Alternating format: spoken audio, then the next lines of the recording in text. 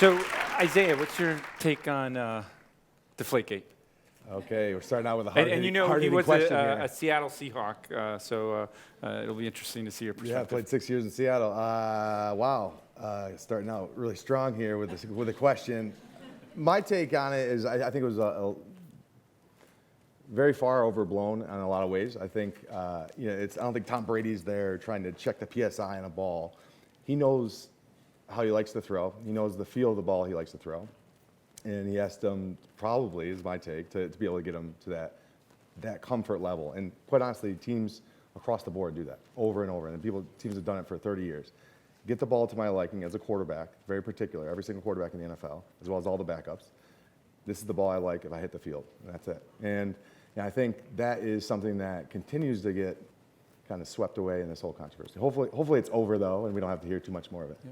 So you were just inducted in the Harvard Hall of Fame for sports. Your MBA, you're helping to run a great company, Wearable Electronics.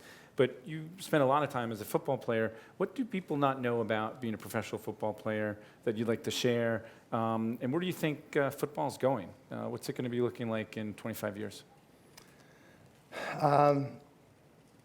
I think for me, my takeaway from the game and in doing what you love to do is such a gift, and I think it's not. There's a lot of players that don't realize how fleeting that is, and not being able to treat it as a business, which it is. It is a business, but to take that step back and to understand what it was, 9 years old for myself, and never lose that feeling. Capturing the butterfly in your stomach before you want to play a game so bad, and never forgetting that at all, and playing with that type of passion. That is, in a lot of ways, what the NFL is all about, and kind of elite sports is all about. Where's it going to go, you think, in 25 years? Are rules going to change? Is it WWF? Is it going to become like baseball? Where's it going? The game's definitely going to change, and it's going to change for the better in a lot of ways. The game can be played safer. I think technology is going to play a major role in that across the board, not only in football, but in just overall.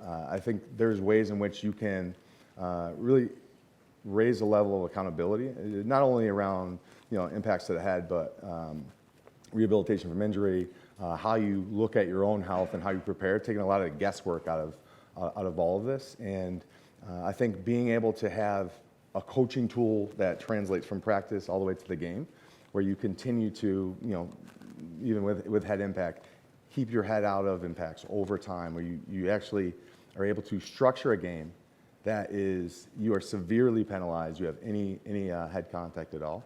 The game's going to survive. I think it's going to be a pretty pass-heavy type of game with a rugby-style tackling over time. And there's no doubt in my mind. But there's going to be whole aspects of the game that are going to change outside even the field. Yep. So talk about your kind of life trajectory.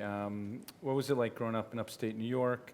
I know one of your biggest games in high school, senior year, your mom was hit by a car and died the day of your big game or the night before. And you kept going, and just kind of talk about that trajectory. Yeah, I grew up in poverty in upstate New York, youngest of 5 kids. No one had ever played a sport in my family, artists and teachers, and that's what everyone had always followed. And I found football at a really young age and realized I was pretty good at hitting people. Will you demonstrate before the end of this? Yeah, right off the stage.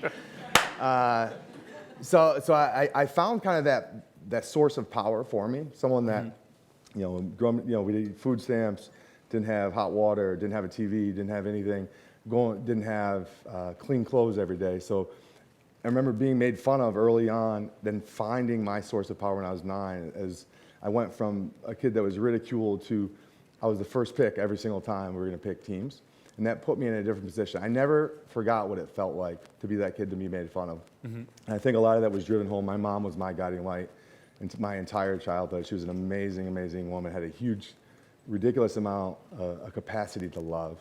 And she used to sit us down, and we used to listen to Martin Luther King's I Have a Dream speech once a week on a record player. She grew up in an orphanage, had very little education. She knew that made a huge difference in my life. Kind of that experience being ridiculed, and that experience to understand this idea of compassion and how big of a role that can play across the board. And also to realize how amazing a country we live in. And I realized kind of where I was at when I was little. I don't want to do that. I want to have my own family. I want to be able to create for them. I live in an amazing place to be able to allow me to work hard, be creative, and really use this idea of free will in so many different ways. So I want to come back to wearable electronics, because I think that's a big idea. But before I do, you talk about your life before football. And you're doing well now. MBA, technology company. A lot of football players have a tough life after football. Yeah. And is it linked to concussions, or is it linked to just bad fiscal management? Maybe they taught you that at Harvard Business School. But why are so many football players having a tough time? What do you make of that? That is a great question. That transition process is highly complicated, right? And I think you brought up a couple of issues around that. In and of itself, it's just hard. And I went through it, and it was, I played 8 years, right? And I wanted to play 10 years. I didn't go out on my own terms, which happens to 99% of the players. You never go out on your own terms. Leaving the game from that, and then understanding, okay, I was at the peak here. I have to now suck it up in a lot of ways and be very, very humble and remember and kind of retrace those steps. What got me to this elite level? It was hard work. It was perseverance. It was all those things that you learn from a little kid. You now have to translate that to something else. And by the way, you have to be passionate about it. And for myself, I had to find something that I could be passionate about. And that's not easy. And it's a lot of people assuming you have money that's going to go on for years, right? There's very few people that are Brett Favre and Peyton Manning, et cetera. And then understanding that you're a human being that wants to catch up to all the kind of the lost time. It's not, in a lot of ways, finding out that transition process, that this actually wasn't lost time. All those aspects I talked about, they all translate to business, especially in a major way. So before I go to the technology question, for those who don't know the position you played, can you demonstrate what you would do on the field to the opposing player on me for a second? So I was never a superstar. I was a grinder, right? I was a hard worker, everything. I was a special team standout. I was also a linebacker. But as a special team standout, I would line up on a kickoff, head downfield, 40 yards. If you're the ball carrier, you looked right at. I'm running right through there, and that's what you were taught. And that game has changed on that aspect. But I was a battering ram. I was willing to go through. If there's 3 people in front of you, I'm gonna claw, scrape, bite. No, I would never bite. Right. So let me ask you. To get to you. You're in the center of Patriot Nation, New England Patriots. Who won or lost the game? Did the Patriots win, or did Seattle lose the Super Bowl last year? Wow. And why didn't they run it? I mean, let's turn the cameras off here. No, I think Pete Carroll has always coached in a certain way. He is an amazing mind. Bill Belichick's an amazing mind. But Pete Carroll, you gotta love how they even got to the Super Bowl and won it the first time as well as the second time. He does what you don't think he's gonna do. He plays a game of probability at such a high level. And Bill Belichick does this as well. Everybody in the world said, Marshawn Lynch is going to run that ball. Based on this personnel, down to this, all these aspects that are getting filtered quickly, the whole world knew that. Did you know that he wasn't going to run watching the game? No, you kind of get sucked in now. I don't have to digest every single play. For our last question, what I'm trying to say is he called the right play. Yeah, it just didn't.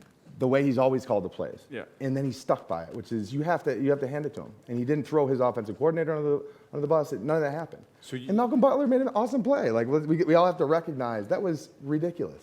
Got it.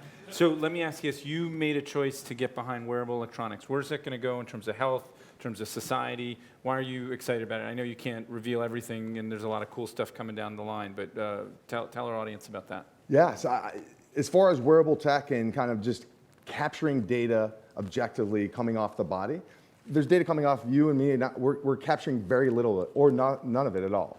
The ability to be able to capture that in a very accurate way is going to be able to tell you a lot of different things about how you think about your health. The biggest thing is this idea of being proactive at how you think about your health, not kind of waiting till something bad happens and go to this episodic visit to the doctor. Being ahead of the curve, heading catastrophe off the past. That's what it all comes down to. there's a lot of different applications around that. We've developed a thin, wearable, electronic patch to be able to capture data from all around the body in a very, very accurate way that we are poised to be able to unleash to the world. So will we're you excited. disrupt wearables like this because of your wearable? Yeah, we were going to take the idea of wearables from the wrist because hardware is in a lot of ways linked to this. Like this is you can't attach electronics to the body. When you make electronics thin and flexible, you can put them anywhere. Disruption here, disruption of the big clunky straps. The idea of that can then apply to not only healthcare but to rehabilitation, to neurology. There's across the board. There's use cases when you can. Ladies gather and data. gentlemen, the disruptor. If you have questions for him, ask him in the library. Thank you very much. Good guy.